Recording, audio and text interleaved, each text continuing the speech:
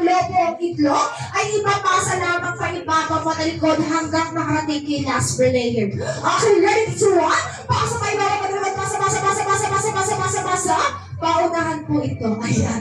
Alam mo, kapag na kay last player na po ito, ipapasa naman pagitan ng ating hitang pailin. Okay, ready to run? Pasa pa dali, basa. Ayan, umahabol ang team girls.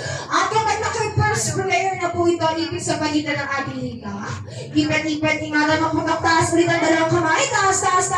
Ipit sa kilikili ng parang manok. Manok, hindi pa ako yung nasa likod. Joke lang po, nagagawa. And after po yan is gagayahin nyo lang ang gagawin ni Kuya AC. Si Kuya AC muna. Ikot tayo sa upuan ng parang manok. Habang nakiipit ang mga lobo sa pagitan ng hita, katalikod at i-spell nyo lang ang word na wow or W-O-W gamit ang mga nagagandahang mga balakang. Kaya Kuya AC, show me the W. Alright. So, the sexiest